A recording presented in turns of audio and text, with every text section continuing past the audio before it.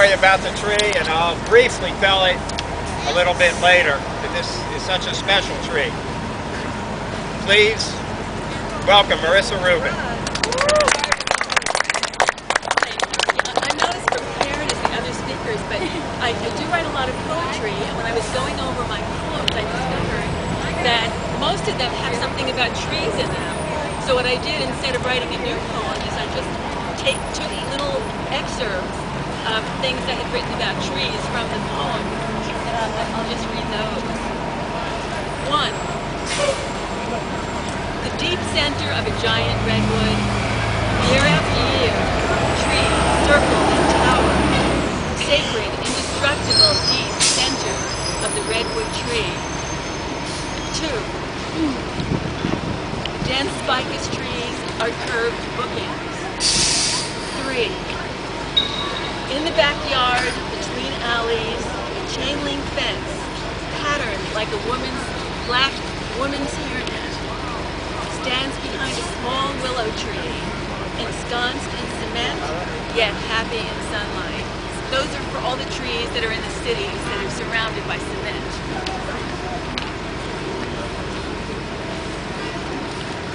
3. Through the window of the... No, that's not 3. 4. And this is when I was up at Big Sur. Once there, I basked in earthy smells, redwoods and humming, chirping and cricketing, breathe it all in. Then, tempted by a rough, narrow path beside a rippling stream, follow under towering umbrellas of green, branching scopes sliced by sun rays.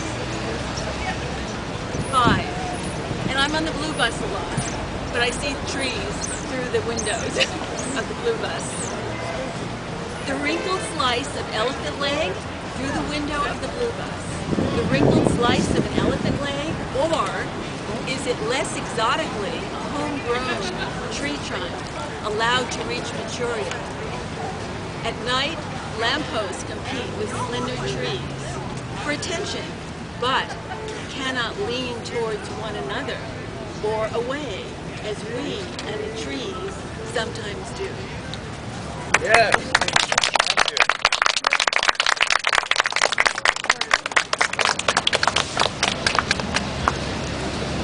Next year we're going to have a microphone so everyone can hear better. We'll work it out. And now, please welcome a dear friend, Alexandra Paul. We walked cross country together in 1986. On the Great Peace March. Called the Great Peace March. In fact, next year we'll be having our,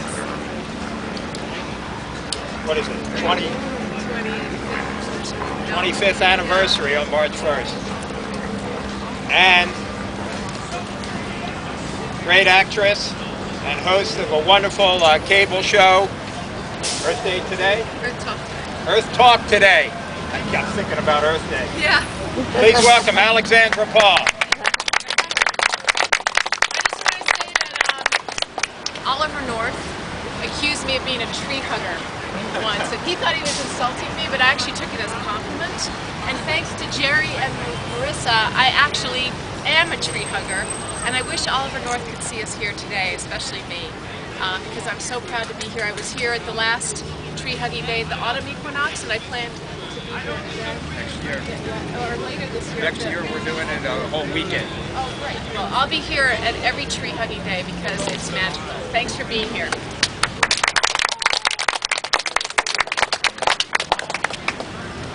I want to say that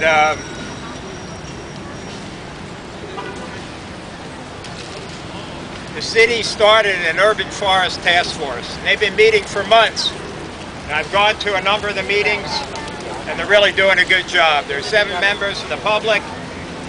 It's being chaired by our former mayor, Judy Abdo, and co-chaired by our former city manager, Susan McCarthy. And the next one's going to be at the Santa Monica Library in the Martin Luther King Auditorium at 6:30 p.m. on Wednesday, March 24th. And everybody's invited to try to put together a 50-year urban forest master plan. And and that's a great thing. We think the city and the community are working very cooperatively together, and that is wonderful. I just want to tell you briefly a little about the tree. I won't go into all the details. But my wife and I wanted to plant this tree here. And we wanted to plant this tree so it would grow big and overshadow the symbolism of the cannon. To be able to show a way of peace and nurturing rather than war and violence. And the city was very kind. And one of the arborists that's still working today for the city, named John Aguilar, said, why don't you plant it right here? So my wife went out, we had this beautiful plaque made up, and on Earth Day 1983, we put this here and we planted a very small New Zealand Christmas tree, the Children's Tree of Life. Planted at a peace celebration on Earth Day, April 22nd, 1983. And we decided, what better place for us to get married? So on June 12, 1983, my wife and I were married here at a peace rally wedding. Former Mayor Ken Edwards in 1984 proclaimed this tree a beautiful living monument to world peace. And we also had a proclamation from the late Mayor of LA, Tom Bradley. Just a few weeks after that proclamation was issued in 1984, I was shocked to see, tearfully so, and Marissa tearfully so, that someone or a group of people had vandalized this tree and broken it in half. And we felt devastated. Who would do that? Still cannot understand it. My wife and I felt very connected and still do. We got the tree, we got a pickup truck, we took it over to our place where we were living then, north of Wilshire, and at a very solemn ceremony, we buried the tree. We called the city, and they were very kind and immediately agreed to donate another New Zealand Christmas tree, the same species. And we replanted it because we felt it was very important not to yield to these destructive types of actions, but to keep replanting the seeds of peace. So the tree grew nicely for a few years, and then, wouldn't you know it, it was snapped in half again by some vandal, or vandals. So we went through the same process, and the city was kind enough to donate yet another New Zealand Christmas tree, and we started it over. The same spirit, the tree is the same tree, the same spirit, and then wouldn't you know, a couple years later, once again, it was broken in half. I was heartbroken, but I was very relieved to find out that the third time it was snapped in half was an accident. When the Rec and Parks were reconfiguring this area and redesigning it, somebody said they accidentally backed the Rec and Parks vehicle into the tree and it broke in half. And the city donated another tree. So since about 1989 or 1990, approximately, this tree has been growing stronger and stronger and stronger every year, thanks to all the good, loving tree hugs you've been providing as you walk by through the park, and will continue to provide. And that is what is needed. We not only need to hug trees for their sake, and don't think they don't feel it. I've learned that in the past few years. But we need to hug them for our sake too. And don't ever be embarrassed about someone labeling you a crazy tree hugger. Say, yes, I'm a tree hugger and proud of it. We need to bring tree hugging back by popular demand. So, if you're on the promenade or anywhere and you get the urge, hug a tree. So what if people are watching?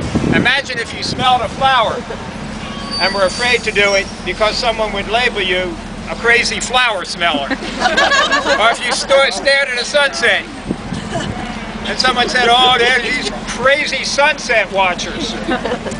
So feel free to add tree hugging. It's one of the beautiful things we do to connect with Mother Nature and Mother Earth and be proud of it. So all day today,